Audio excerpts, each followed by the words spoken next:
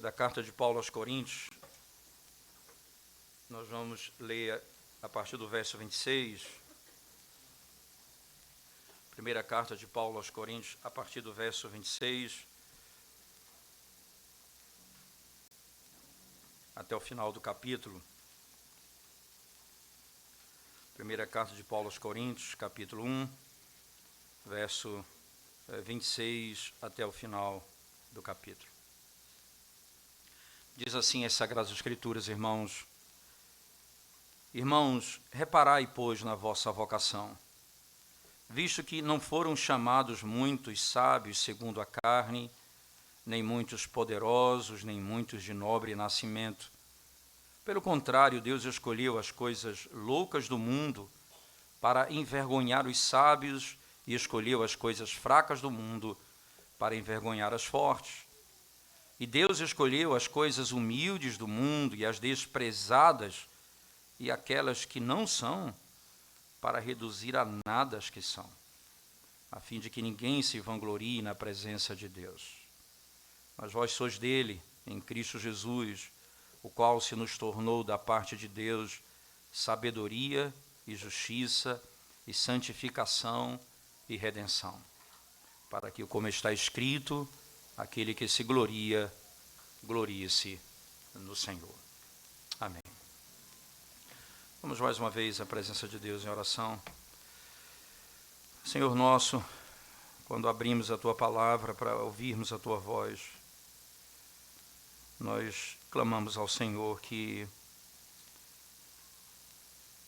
venha desvendar os nossos olhos, abrir os nossos ouvidos, para contemplarmos, Senhor, a beleza da Tua santidade, a Tua glória e a glória do Teu Evangelho, para o bem da nossa própria alma, para o conforto daqueles que estão em angústia, para o ânimo daqueles que estão desanimados, para a repreensão para aqueles que vivem no pecado e para a salvação daqueles que estão perdidos, Senhor. Pedimos isso em nome de Jesus. Amém, Senhor Deus.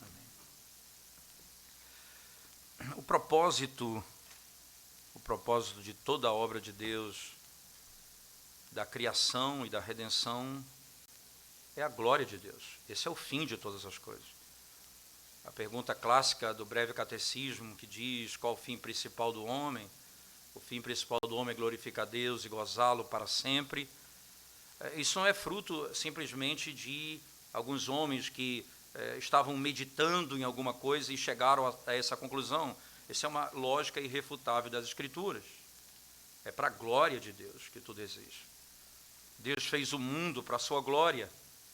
E como um homem que foi criado por Deus para a sua glória, não deu glória a Deus, desviou-se do caminho do Senhor, consequentemente, Deus então envia o seu Filho, e por meio do seu Filho, a glória dele é restaurada. E esse é o propósito último.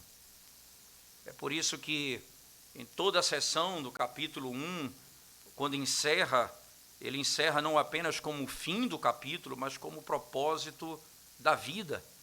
É assim que o último verso é concluído no capítulo 1, quando ele diz assim: para que, como está escrito, aquele que se glorie-se no Senhor. Esse é o objetivo, para que não sobre dúvida que nós existimos pelo poder da sua palavra, nós fomos refeitos, recriados pelo poder da sua palavra, nós somos salvos pela graça, nós somos redimidos pelo poder do Evangelho, em que as nossas fraquezas, a nossa incapacidade, a nossa debilidade, ela é manifestada a cada dia. E nenhuma doutrina pode concluir no final que Deus tem parte no processo da salvação e o homem tem parte na salvação, sem que seja roubado de Deus a glória. E o grande problema de qualquer doutrina, até mesmo arminiana, não é simplesmente o erro de lógica ou de raciocínio, é que a glória de Deus não é dada a Ele totalmente, ela é dividida. E nesse aspecto, Não há doutrina mais gloriosa do que, podemos dizer, o calvinismo, entende, irmãos? Porque é bíblico, não porque é de Calvino, mas porque é bíblico, porque essa doutrina, ela busca do início ao fim dar glória somente a Deus. Eu não posso me gloriar em outro, a não ser em Deus. Ele é a minha glória, tudo é para a glória dele, esse é o objetivo da vida.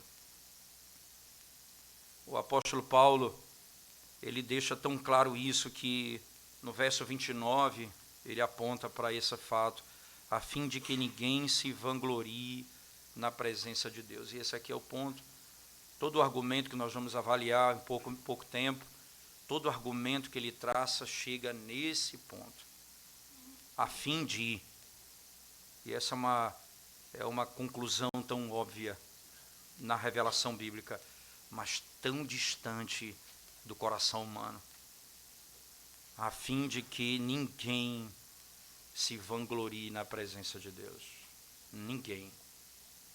Lembre-se do apóstolo Paulo escrevendo aos Romanos no capítulo 5, mas um pouco antes, no capítulo 4, quando ele lida com a doutrina da justificação pela fé. Então ele diz assim, Abraão, ele não tem do que se gloriar diante de Deus. Abraão não tem do que se gloriar diante de Deus. Entenda, ele está escrevendo para judeus e gentios, e ali Paulo está afirmando o pai da fé, de onde vocês procederam. Nem ele tem do que se gloriar diante de Deus. Ninguém tem do que se gloriar diante de Deus. É por isso que esse é o segundo argumento de Paulo, na conclusão do capítulo. O primeiro, ele usou a teologia para mostrar que nem o sábio, o gentio ou o judeu, eles buscam conhecer a Deus por meios que não são ordenados por ele, mas Deus se revela por meio da loucura, da pregação, não que a pregação é loucura, mas o evangelho é loucura para eles. Por isso, eles entendem que pregar o evangelho, que evangelho do Deus que se fez homem e morreu. Por isso, Paulo defende aqui, que evangelho é esse, o Cristo crucificado? Na seção 2, no capítulo 2, verso 2 e 3, ele vai dizer, quando estive no meio de vós, não quis saber outra coisa senão Cristo e este crucificado. Loucura para uns, e é interessante isso, porque loucura para uns, sabedoria e poder e manifestação de lógica para outros. Ele diz, ora, é loucura, mas para os que são salvos é poder de Deus.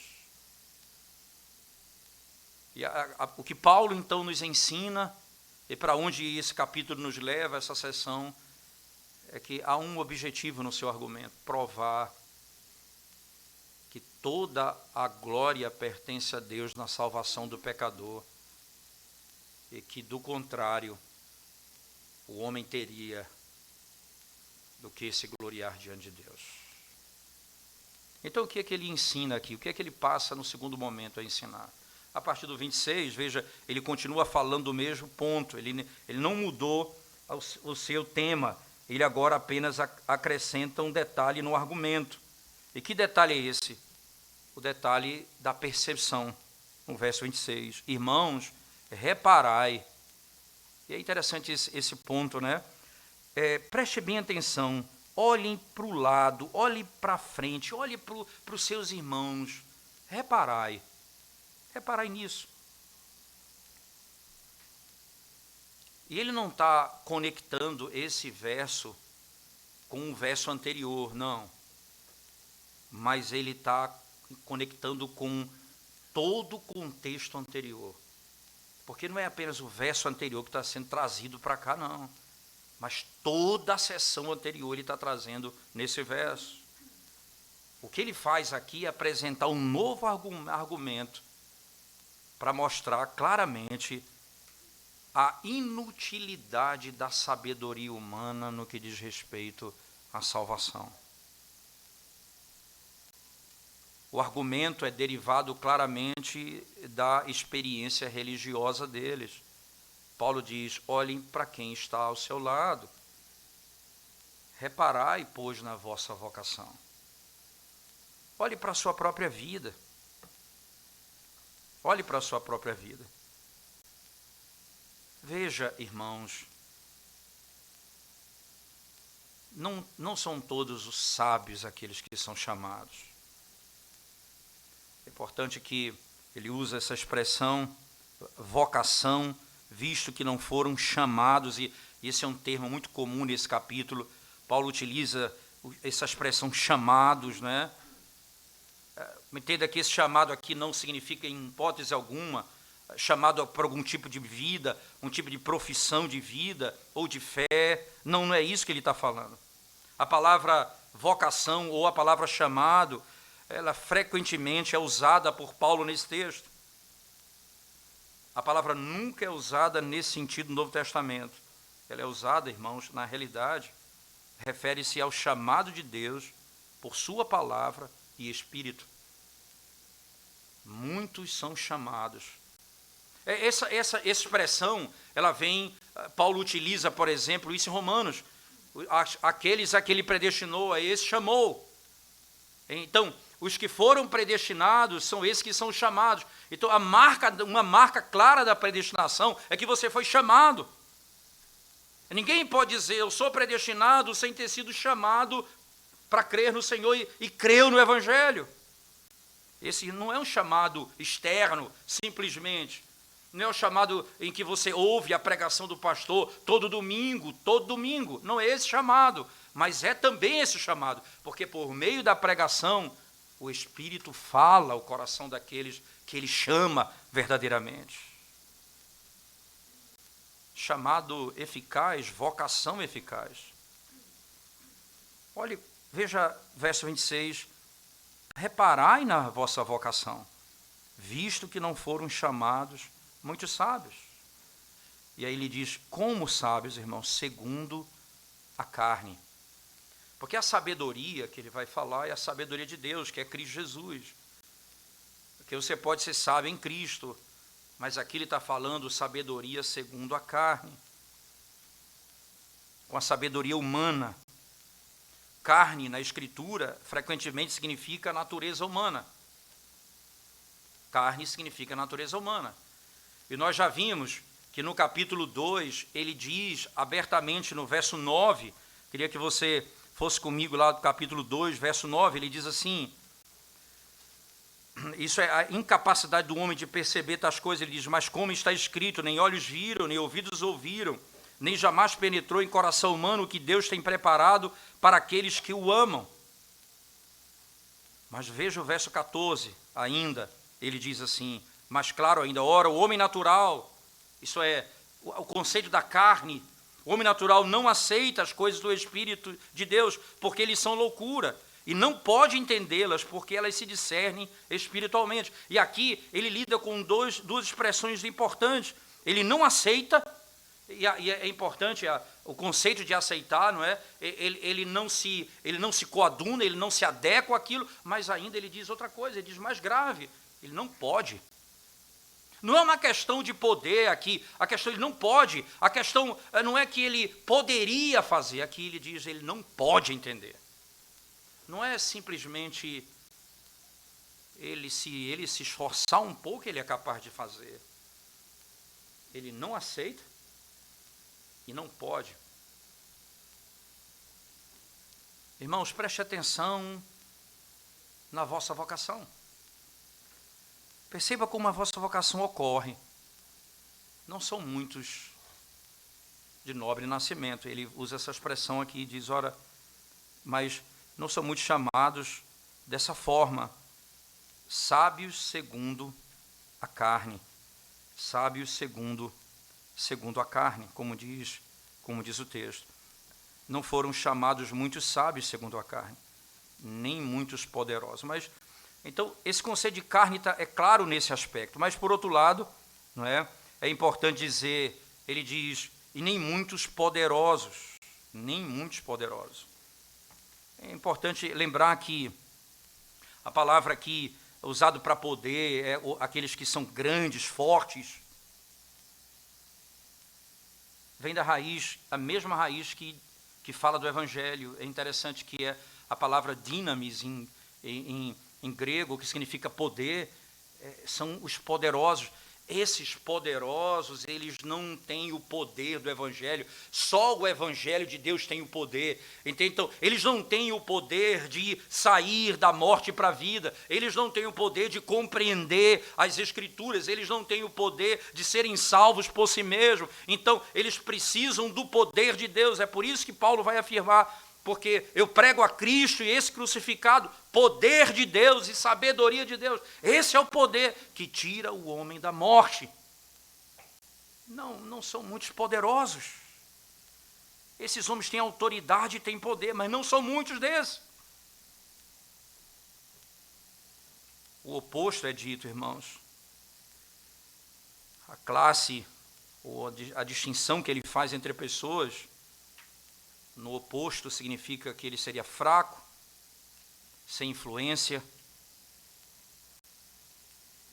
não muitos nobres, os que nasceram em berço, os que têm pedigree. Podemos usar essa linguagem até. É interessante você falar isso por uma estrutura judaica, onde você é de linhagem, você pertence a uma linhagem. Isso não é do nobre nascimento. Ele disse para Nicodemos: se você não nascer de novo, é desse nascimento que eu estou falando, não de nobre nascimento. Em geral, os que se convertem ao cristianismo não são os de grande nível na sociedade. As coisas que elevam os homens no mundo, conhecimento, influência, ranking, não são as coisas que normalmente levam a Deus e para a salvação. Não são as coisas que levam o homem para Deus e para a salvação. O sábio, o poderoso, o nobre, eles são sábios, poderosos e nobres. Perceba a vossa vocação. Não são muitos sábios, poderosos ou nobres. Não foram muitos chamados dessa forma. Não que não existam os que estavam nessa forma e foram chamados pelo Senhor. E aqui ele usa uma expressão importante: chamados muitos sábios à segunda carne, nem poderosos, nem muitos de nobre nascimento. Pelo contrário, Deus escolheu. E aqui ele entra com o verbo eleger, escolher. Pelo contrário, Deus escolheu. Não são muitos os sábios que foram escolhidos. Não foram muitos os nobres escolhidos. Não foram muitos os poderosos escolhidos. Não foram muitos. Por isso, nesse sentido, no verso que se segue, o 27, o apóstolo vai afirmar exatamente isso. O que ele já falou de modo negativo, agora ele afirma de modo positivo. Deus não chamou o sábio, mas escolheu o tolo, o fraco. E é engraçado a expressão no 27, quando ele diz assim: pelo contrário, Deus escolheu as coisas loucas do mundo para envergonhar os sábios, escolheu as coisas fracas do mundo para envergonhar as fortes, e Deus escolheu as coisas humildes do mundo e as desprezíveis, e as desprezadas, e aquelas que não são, para reduzir a nada as que são. E aqui ele coloca essa expressão: as coisas loucas do mundo. As coisas loucas do mundo. Há uma expressão importante aqui: Deus escolheu as coisas loucas, escolheu o fraco escolheu o insignificante. O que significa isso, irmãos? Isso aqui é repetido por causa da ênfase que ele quer dar. De um lado, o sábio e o grande não foram escolhidos no que diz respeito à sua própria sabedoria ou à sua própria grandeza. Eles não foram escolhidos com base nisso. Assim, por outro lado, o louco e o fraco não foram escolhidos porque eles não tinham sabedoria ou porque não tinham conhecimento. Não é esse ponto. Entende? Então não é a natureza do processo, isto é, não é porque você é fraco que você vai ser salvo. Não é porque você é pobre que você vai ser salvo. Não é esse o ponto em questão. É porque nenhum nem outro depende da sua própria sabedoria e do seu próprio entendimento. Deus escolheu, e aqui vem a expressão, para poder mostrar alguma coisa na sequência, como ele vai explicitar agora, para que ele possa colocar e trazer vergonha a eles, para que ele possa convencê-los de uma coisa, irmãos, para que eles tenham vergonha das coisas que eles se orgulham, e para que aqueles que são desprezados por eles sejam exaltados acima deles. Nós lembramos da linguagem dos Salmos, quando diz: ele tirou do monturo e nos fez assentar entre os príncipes.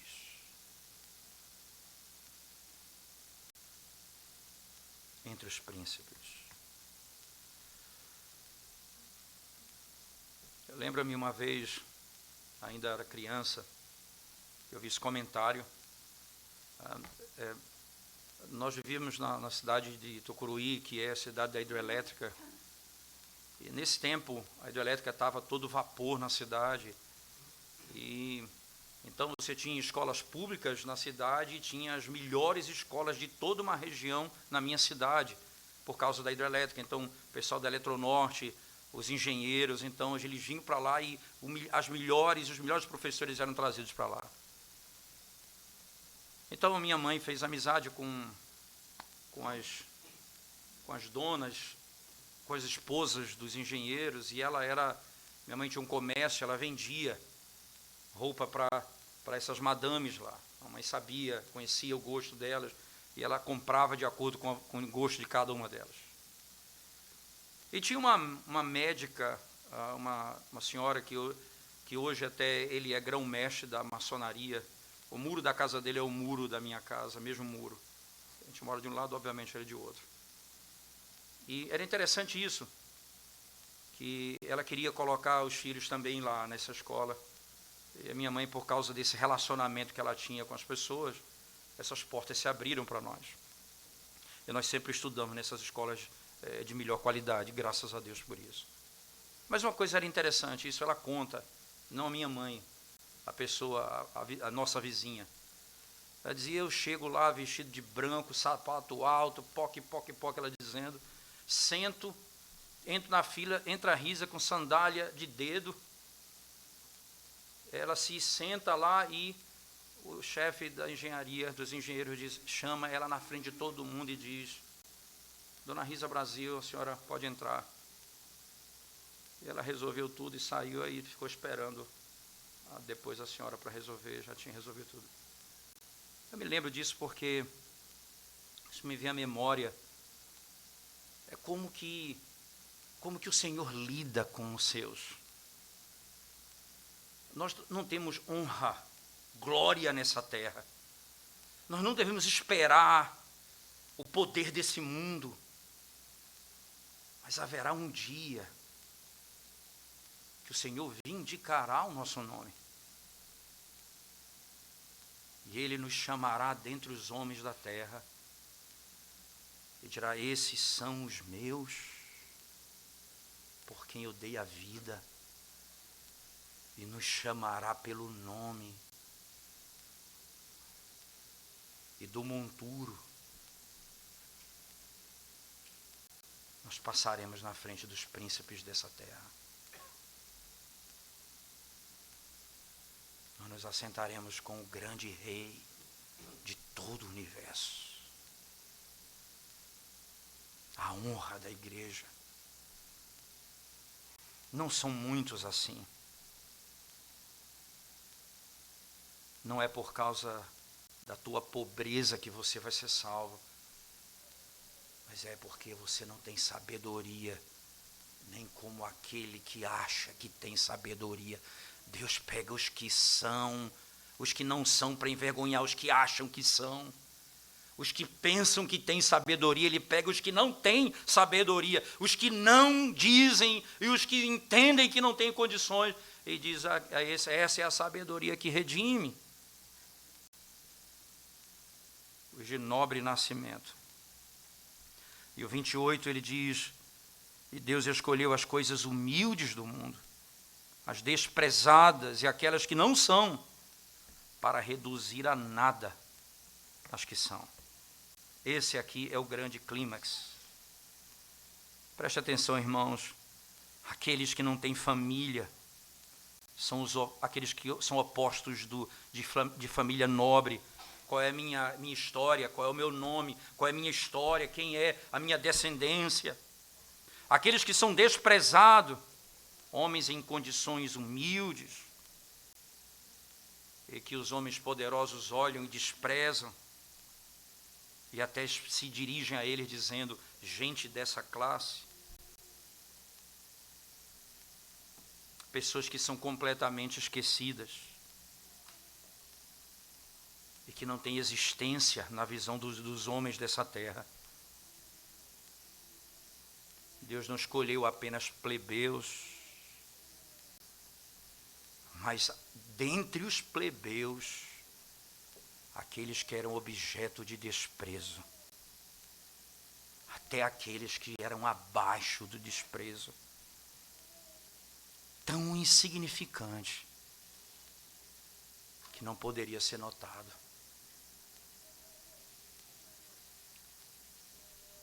Eu ouvi falar de grandes missionários pelo mundo, nomes extraordinários que Deus usou. Mas eu conheci um missionário na minha terra chamado Irmão Santinho, chamado assim, Santinho. Irmão Santinho era uma preciosidade. Nenhum livro vai falar dele, nenhum livro de história, nunca ninguém vai escrever nada sobre ele. Ele já está na glória com o Senhor, por sinal. O irmão Santinho remava 6 horas sozinho nos rios para chegar numa árvore onde morava uma família, numa casa acima, e ele chegava para poder evangelizar aquelas pessoas. Ninguém sabe da honra desse homem. Ninguém conhece a honra dele. Um desejo sincero no coração de ir aonde Deus o enviasse. Eu lembro que ele, para me impedir de vir para cá, numa das viagens missionárias, ele disse: você só vai ter paz o dia que você voltar para o seu estado e ser pastor aqui nessa igreja. Eu falei: olha, eu espero que essa não seja uma profecia. Mas ele dizia isso para mim. É um negócio interessante na alma. Porque Deus, Ele não lida apenas com as pessoas que você vai escrever e ler sobre elas. As pessoas que você nunca ouviu falar. Irmãos que amam ao Senhor como você nunca ouviu falar. E o objetivo disso é para que ele traga, e veja o que o texto diz no verso 28, para que ele traga, e Deus escolheu as coisas humildes do mundo e as desprezadas, aquelas que não são, para reduzir a nada as que são. Para que eles sejam reduzidos a nada. Esse é um termo, irmão, muito forte, que é usado no verso anterior. E é apropriado aqui. Deus traz do nada as coisas que são. Deus pega aquilo que não é nada e transforma. Deus pega o homem que não tem poder em si e lhe redime. Aqueles que fazem a vida ser real, porque eles são daqueles que declaram com a sua própria existência: se não for a misericórdia de Deus, eu estaria morto, perdido e andando segundo a maldade do meu coração.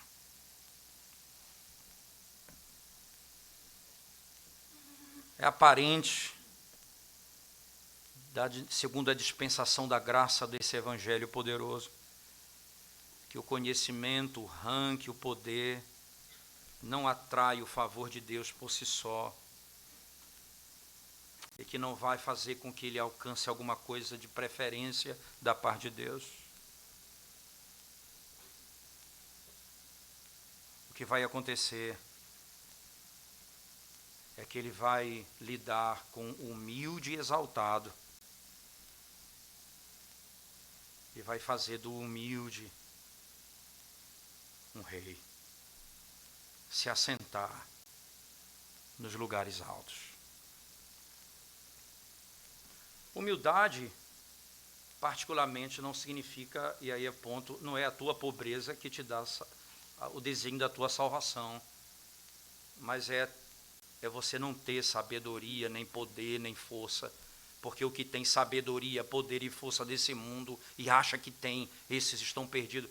Mas Deus vai chamar não apenas os plebeus, mas dentre esses os desprezados.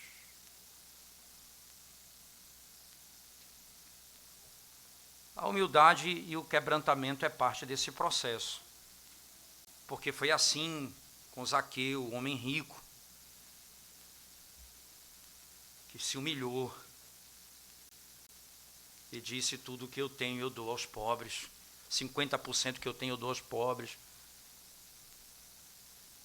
e aquilo que eu roubei eu vou devolver num padrão ainda maior do que a lei ordena.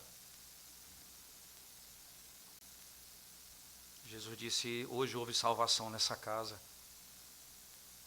É quando você rejeita tudo aquilo que você confia, que é a sua segurança, e diz: eu não confio mais na minha riqueza, eu não confio mais na minha sabedoria, eu não confio mais no meu poder, eu confio no Senhor. E qual o objetivo disso? Está no verso 29, esse é o foco, aquilo que falamos no início, a fim de que ninguém se vanglorie na presença de Deus. Então, o propósito de Deus lidar com o homem dessa maneira, irmãos, chamando o ignorante ao invés do sábio, o humilde ao invés do grande, é para que ninguém possa se gloriar diante de Deus. Ninguém pode se colocar diante de Deus e atribuir a sua conversão ou sua salvação, a sua própria sabedoria, o seu nascimento, ou o estado em que ele se encontra, ou qualquer outra coisa que ele possa entender. Ora, você dizer o seguinte: eu atribuo a minha salvação, a sabedoria que eu tenho, ao certificado de nascimento que eu tenho, ou mesmo ao estado, à minha situação nesse mundo. Não, não é esse. É para que fique claro que ninguém poderá se colocar diante de Deus e dizer: eu sou salvo por causa disso. Ninguém pode se gloriar na presença de Deus. Não é porque não pode no sentido de que não deve, é porque não pode no sentido de que não pode mesmo. Não há nada em você que possa levá-lo à salvação, se não for a misericórdia de Deus. E agora ele vai mostrar como a salvação se estabelece. Primeiro, ele desnuda o homem de qualquer possibilidade de dependência da sabedoria, do poder ou do nascimento. E agora ele diz: vou lhe mostrar onde está firmada a tua salvação. Aí vem o verso 30, ele diz então no verso 30, mas, é importante isso, aqui é uma adversativa, obviamente ele está quebrando a estrutura da frase, mas estabelecendo um contraponto. Ora, aquilo a que eu lhe disse não é o modo de você se salvar. Eu já lhe mostrei que ninguém é salvo assim, mas eu vou lhe mostrar como você é salvo. Aí ele então diz, mas vós sois dele, em Cristo Jesus, o qual se nos tornou da parte de Deus sabedoria e justiça e santificação e redenção, para que, como está escrito, aquele que se gloria, glorie-se no Senhor. Vamos prestar atenção primeiro no verso 30. Mas vós sois dele, em Cristo Jesus, o qual se nos tornou da parte de Deus. Estar em Cristo Jesus, irmãos, é estar unido a Ele. Nós cantamos um hino anterior, preparando-nos para ouvir a pregação, unidos a Cristo. Como é que nós estamos unidos a Ele? Entenda, essa expressão que Paulo utiliza. Mas vós sois dele em Cristo Jesus. Vós sois dele, como é que eu pertenço a Ele? Primeiro, representativamente. Lembre-se, nós estávamos em Adão. Romanos 5, verso 12 diz, por um só homem entrou um pecado e pelo pecado a morte. Todos nós morremos porque pecamos. Nós pecamos em Adão, então nós temos um representante. Todo homem na terra tem um representante. Quando nasce, Adão. E quem é representado por Adão anda nos escombros do pacto, anda no pacto das obras, que são escombros. E lá não há salvação. Não há salvação. Representativamente nós estamos em Cristo. Ele é o nosso segundo Adão. Ele é o nosso representante. É por isso que, de modo vital, também nós estamos unidos a Ele. Assim, irmãos, como um membro está unido no corpo à cabeça, nós estamos unidos a Cristo como membros desse corpo. Nós estamos unidos a Ele voluntariamente pela fé. Nós entendemos claramente que isso é obra do Espírito, mas o Espírito opera em nós da vontade. Ele que opera em nós tanto querer quanto realizar, e é importante isso, voluntariamente, conscientemente, nós cremos. Eu estou unido a Ele como meu representante, eu estou unido a Ele de modo vital, eu estou unido a Ele de modo consciente pela fé. Essa união com Cristo, irmãos, é isso que o apóstolo nos ensina aqui. Essa é a origem de tudo. E depois os efeitos. Veja, ele vai falar do que Cristo se tornou para nós, da parte de Deus. Então esses são os efeitos. Agora ele está falando do fundamento, as origens. Isso tudo, a origem disso é porque nós estamos unidos a Cristo. E porque nós somos unidos a Ele, nós temos tais benefícios. Eu costumo dizer, sempre gosto de contar essa narrativa de João, no capítulo 11, quando Marta se chega a Cristo, depois de Lázaro morto, e diz a ele, Senhor, se o Senhor estiver aqui, nosso irmão não teria morrido.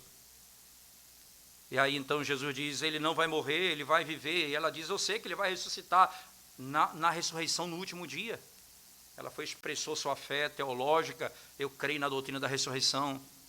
Jesus diz, eu sou a ressurreição e a vida, quem crê em mim ainda que morra viverá. Creis isto? Marta, não é o conhecimento da doutrina que te dará o conceito e os benefícios da ressurreição. É se você está unida, se você está em mim, você crê nisso, que eu sou a ressurreição. Não é o mero conhecimento da verdade que te faz viver ou usufruir dela, mas é o estar unido a Cristo. Sem estar unido a Ele não há benefício algum, a não ser conhecimento teológico externo. É por isso que Paulo, quando quebra o argumento, diz, mas vós sois dele em Cristo Jesus. Mas vós sois dele em Cristo Jesus. Nós pertencemos a Cristo. Preste atenção ainda num detalhe importante, então, a origem e os efeitos. A origem, segundo o texto, é nós estamos em Cristo. Qual é a causa eficiente? Nós estamos em Cristo. Tua conversão, a união redentora em Cristo, não é por causa de você mesmo. Não é por causa da tua sabedoria, não é por causa do teu nobre nascimento, não é por causa da tua força. Não. Também não é porque você é pobre, não é porque você é miserável, não é porque você é desprezado. É porque de um lado e de outro vocês não podem mais confiar em você mesmo. A causa eficiente de você estar unido a Cristo não é a tua sabedoria. Sabe qual é? É Deus, o Pai. Porque esse é o propósito de Deus. Ele torna aparente o seu propósito eterno. Veja como Paulo coloca isso de maneira tão sublime no texto. Mas vós sois dele em Cristo Jesus, o qual se nos tornou da parte de Deus. Propósito do Pai é revelado em Cristo. Sabe qual é a causa? Está em Deus a causa. Você sabe por que você foi salvo? Está em Deus a causa.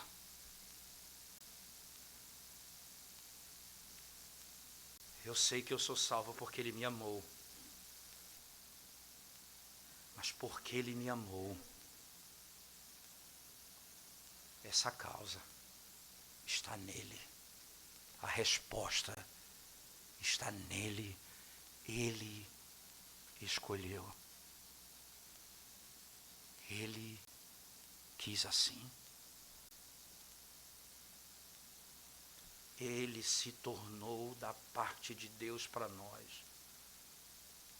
Muitas vezes nós pensamos que o amor de Deus, Deus só nos ama quando Cristo veio ao mundo. Não. Cristo veio ao mundo porque Deus nos ama. Lembre-se da linguagem de João, quando ele disse: aqueles que tu me deste. Jesus diz, não, veja, não só Cristo foi dado à igreja, Cristo diz, aqueles que tu me deste foram entregues a mim.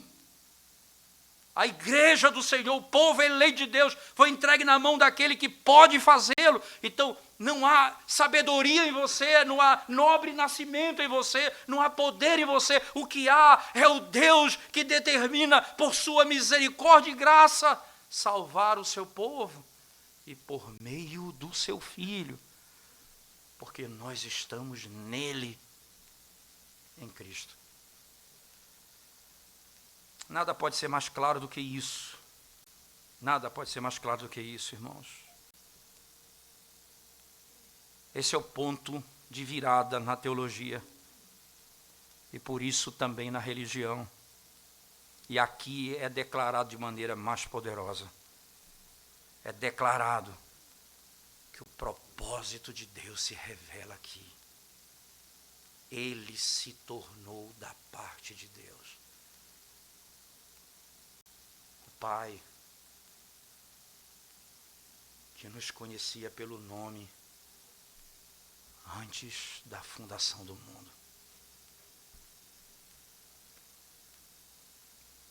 Como você diz que é por causa do teu nascimento?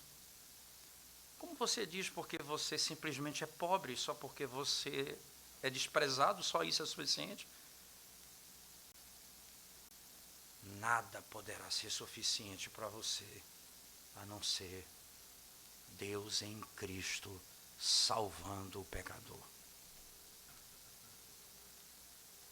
Nada será suficiente. Toda a verdadeira religião, irmãos, todo o verdadeiro conhecimento religioso é derivado de Cristo, você não saberá o propósito nem a intenção de Deus se não for por meio de Cristo.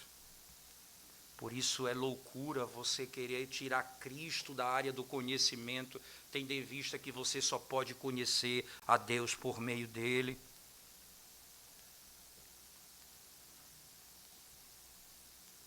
Esses que submetem a esse ensino é que são sábios para a salvação. O ensinamento de Cristo. Então, o primeiro aspecto, a base de tudo, não é? É que o propósito inicial é que Deus tinha um plano e revela isso em Cristo. Então, a maneira como isso vai acontecer é união com Cristo. Então, você não vai poder, Cristo vai vir como a sabedoria, não é? Como o poder. E aí você vai ver o intrigante, ele nasce numa manjedoura, não tinha onde reclinar a cabeça, e ele veio para redimir os homens. É a união com ele. Qual é o primeiro grande efeito dessa união com Cristo? Segundo o texto, voltando para o nosso texto, no verso seguinte, ele diz: ele se tornou da parte de Deus para nós sabedoria e justiça. A primeira é a sabedoria.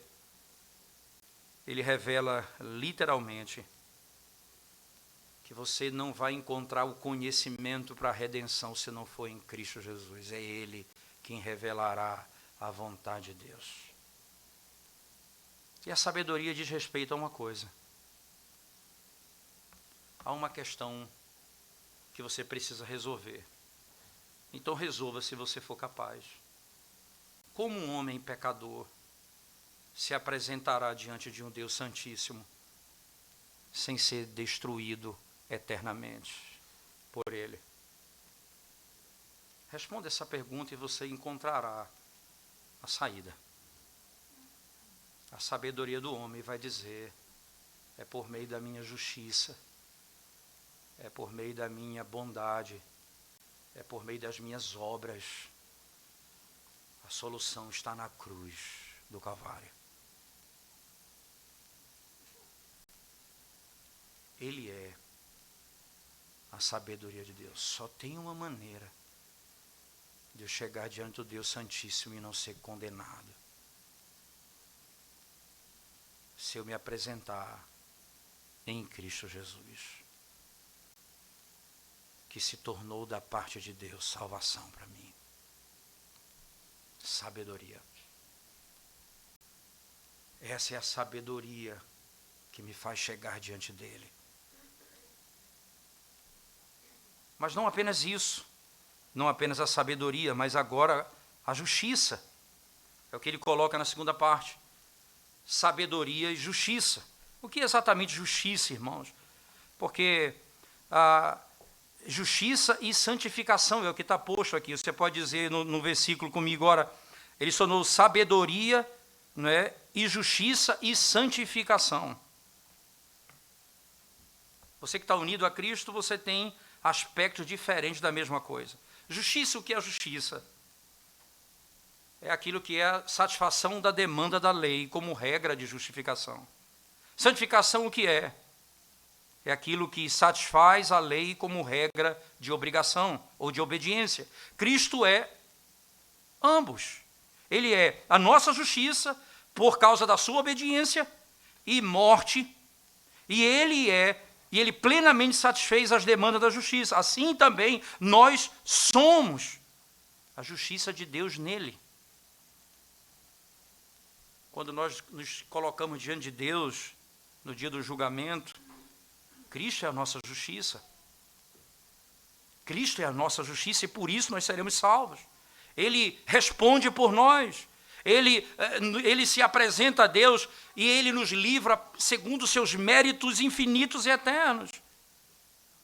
Todo suficiente. Ele é justo. É a razão por que nós somos justificados. É por causa que Ele satisfez a justiça de Deus. Interessante, Na segunda carta de Paulo aos Coríntios, no capítulo 5, verso 21, Paulo diz assim: aquele que não conheceu pecado, foi feito pecado por nós, a fim de que fôssemos feitos justiça de Deus. Você entende? Como é que eu me torno justiça de Deus? Se Cristo for a minha justiça. Só tem uma forma de eu ser redimido, é quando eu me apresentar diante dele. A justiça e os méritos de Cristo são aqueles que me pouparão da eternidade no inferno e me concederão as bênçãos da eternidade. Ele não é apenas a minha justiça, ele é também a minha santificação. O Espírito de Cristo habita no seu povo, e o Espírito que habita no seu povo é o Espírito de santidade. Então nós somos transformados à semelhança de glória em glória. É o que a Escritura nos ensina. É tão interessante notar que no início do capítulo 1 dessa carta, no verso 3, veja, volte comigo lá no início da carta, no capítulo 1, bem no início do texto realmente, Paulo diz assim, ele utiliza essa linguagem, ele diz, ora, vamos lá no início, verso 3, vamos voltar um pouquinho mais, verso 2 diz assim, a igreja de Deus que está em Corinto, aos santificados em Cristo Jesus, chamados para ser santos, com todos que em todo lugar invocam o nome do nosso Senhor. Aos santificados. Aqui a santificação, ela é como uma justificação nesse contexto, porque nós somos justificados e declarados justos. A santidade de Cristo é essa a razão pela qual nós estamos assentados com Ele na região celestial. E qual o efeito disso? Nós que fomos santificados nele, fomos chamados para ser santos. Esse processo de santificação. Por isso que Ele é a minha santificação, porque eu não posso viver em santidade se Ele não for a minha santificação. Daí ele diz, Cristo se torna da parte de Deus para nós justiça e santificação. Mas por último ele diz, e redenção. O que é redenção, irmãos? A libertação do mal. Algumas vezes essa expressão ela inclui os benefícios recebidos de Cristo. Às vezes você encontra essa expressão, redenção, os benefícios recebidos de Cristo. Quando ele é chamado nosso Redentor, ele é apresentado como nosso libertador, aquele que nos livra da culpa, que nos livra do inferno, que nos livra do pecado, do poder de Satanás e da sepultura.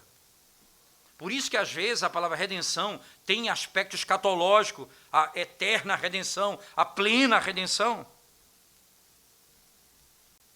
Quando você distingue justificação de...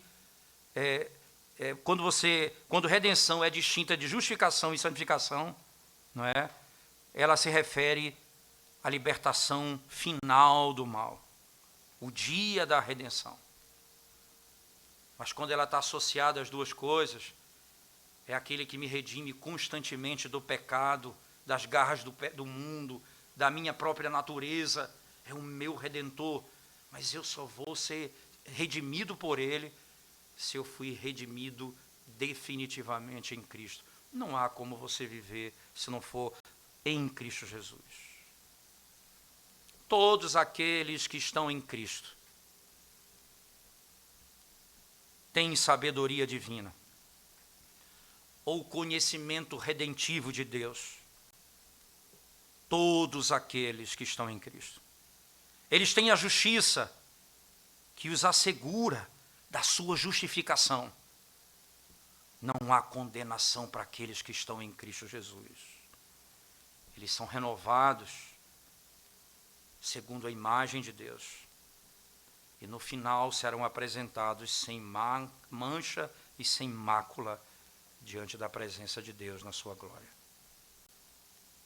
Serão participantes da redenção eterna, da plena libertação de todo mal, de todo pecado, e uma liberdade tão ansiada será provada no fim.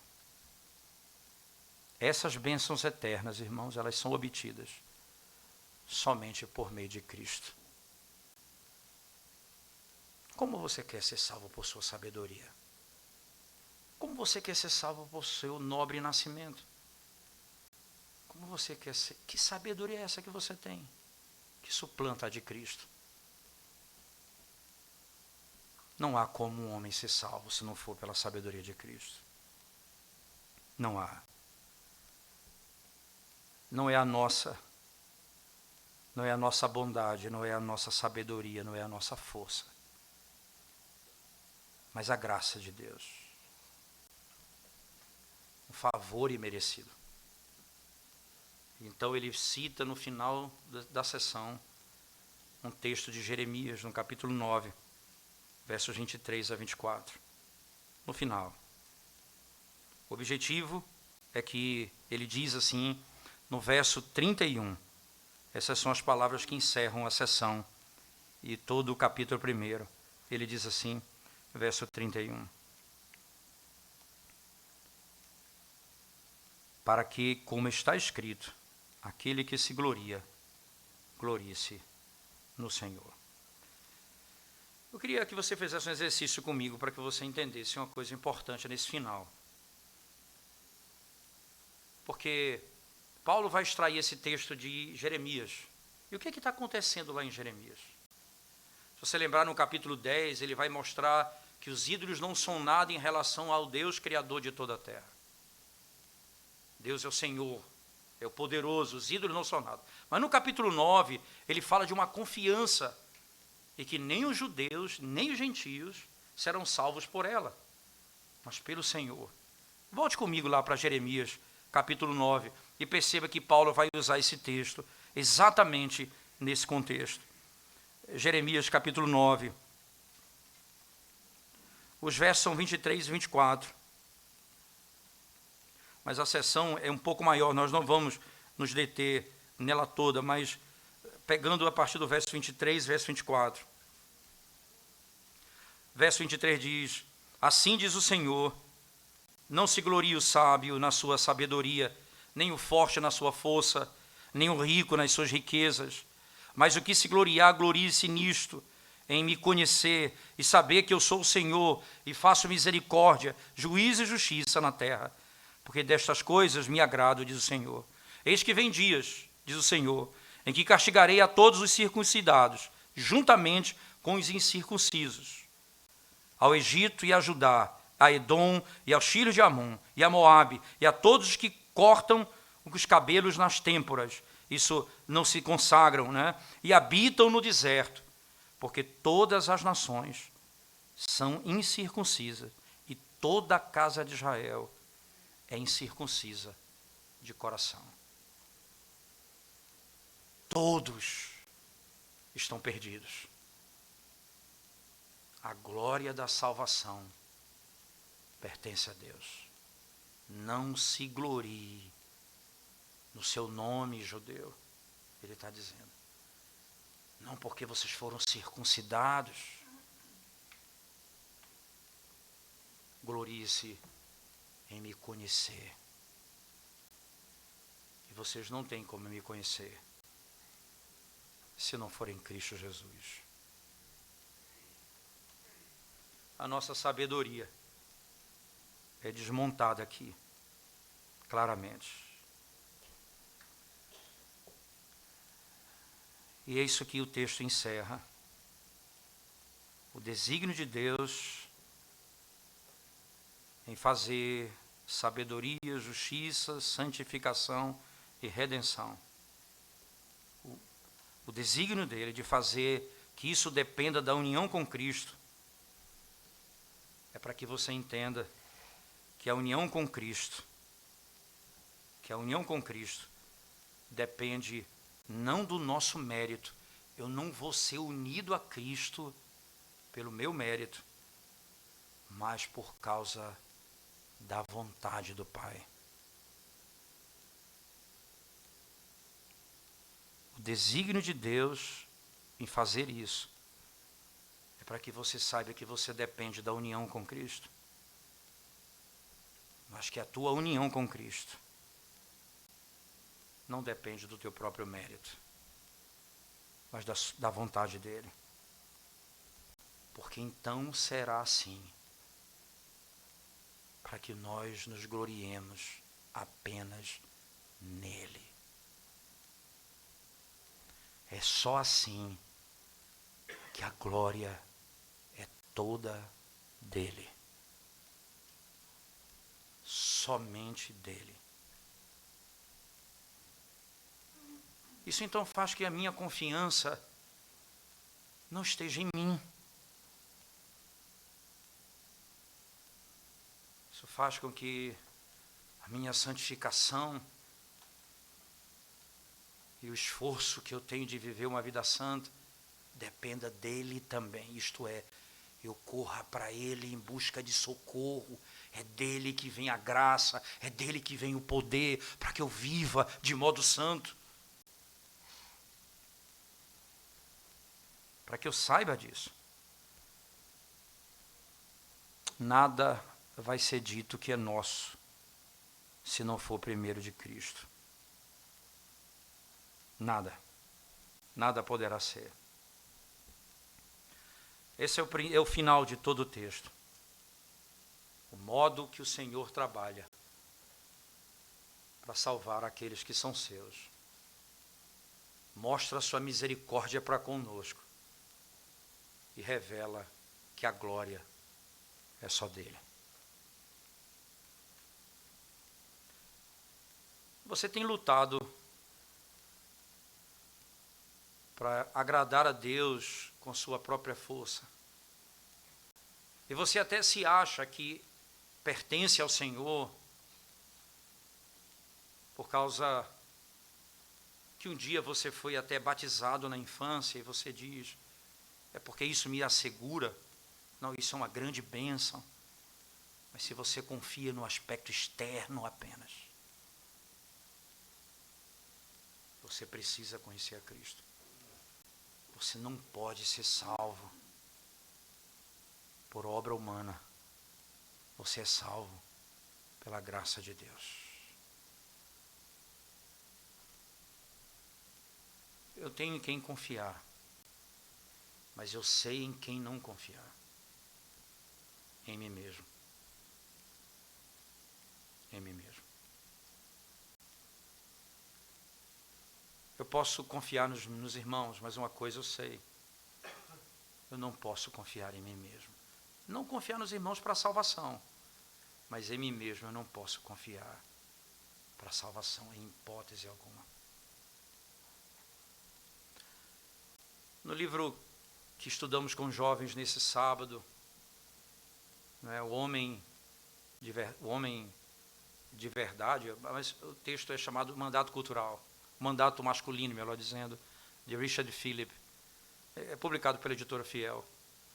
E nesse livro, Richard Philip comenta um detalhe interessante lá nas últimas aplicações do seu livro. Ele diz assim: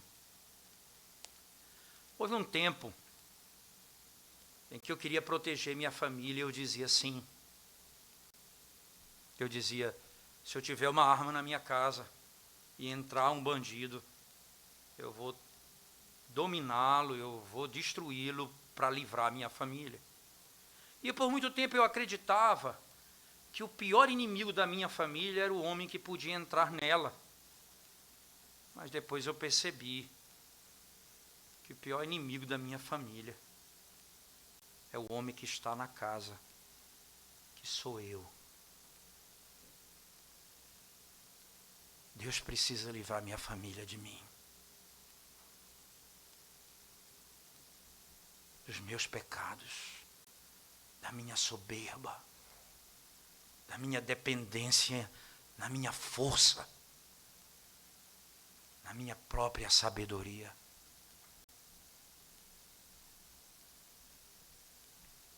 Eu preciso aprender que eu preciso confiar em Deus, não em mim, não na minha força, não na minha força. Se fizermos assim, confiarmos em Deus, somente nele. Então, o fim do versículo será o fim da nossa vida. Nos gloriaremos apenas no Senhor. A Ele, e somente a Ele, seja a glória de eternidade, quando foi decretado o plano da minha salvação, a eternidade para onde nós iremos com o Senhor. Seja a glória a Deus, seja dada a glória a Ele, de eternidade a eternidade. A Ele, somente a Ele, a glória, o poder, a força e o domínio. O povo de Deus depende desse Deus, em Cristo Jesus. Vamos curvar nossa cabeça e vamos orar ao Senhor mais uma vez. Ó Senhor, quanta arrogância no nosso coração, quanta presunção nos nossos pensamentos, Senhor. Confiarmos em nós mesmos, Senhor. Mas hoje o Senhor desnudou o nosso coração. O Senhor desnudou a nossa alma e hoje nós podemos dizer: a Ti, Senhor, a Ti somente depende a nossa vida, a nossa salvação. Em Ti somente está a nossa redenção. Em Ti somente está a nossa vida. E por isso nós nos curvamos diante de Ti, declarando ao Senhor não apenas com os nossos lábios, mas queremos fazer de todo o nosso coração. Que a glória seja apenas Tua e que nós nos gloriemos apenas no Senhor, não em nós mesmos, jamais. É o que nós te pedimos, Senhor, para o nosso bem e para a Tua glória. Em nome de Jesus. Amém, Senhor Deus. Amém.